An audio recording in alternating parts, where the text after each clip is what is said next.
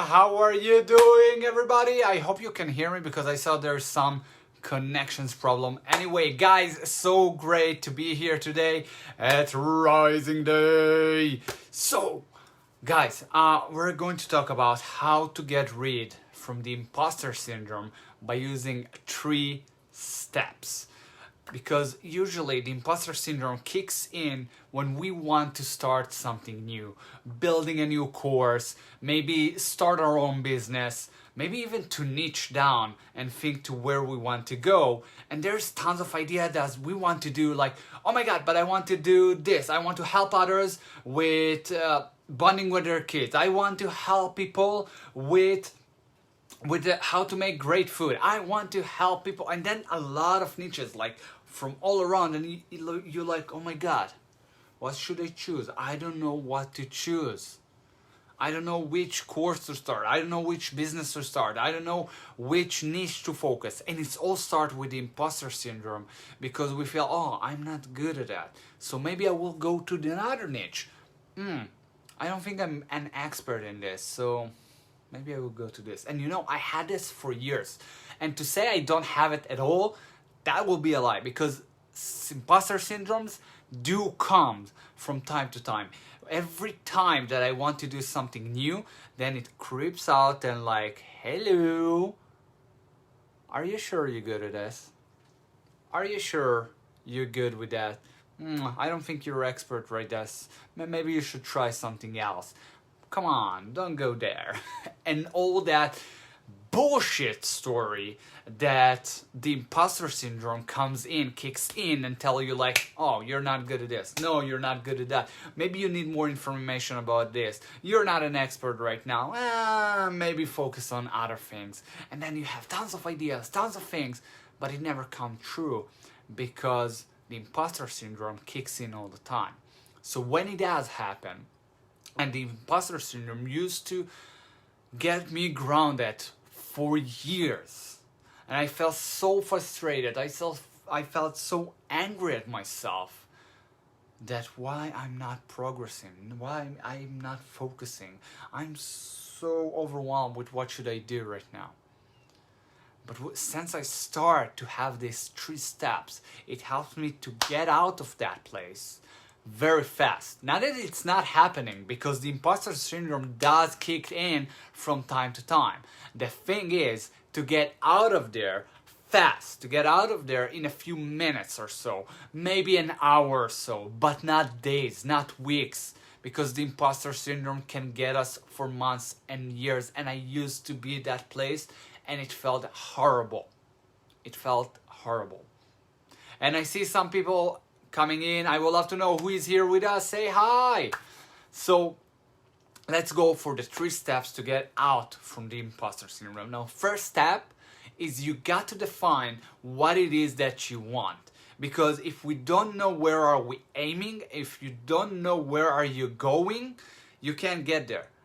So when you try to go elsewhere, for example, if you don't set the goal and you're not focusing, then the imposter syndrome can get you kicked out to a different place and say, for example, I had this client that she is all over the place. Like, I want to help people with cooking. I want to help people with getting empowered in themselves. I want to help people to lead themselves, and so on and so forth. So many things out. So first of all, you got to define your goal. Now, when you define your goal, now you're focused. You are in the center of the things and you know what you got to be done. Now, it's good that you know what is your goal, but why? Why do you want? That's step 2. Why is it so important to you to actually reach that goal?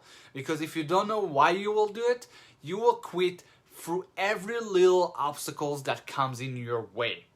The imposter syndrome kicks in. Ooh, you're not worthy for it.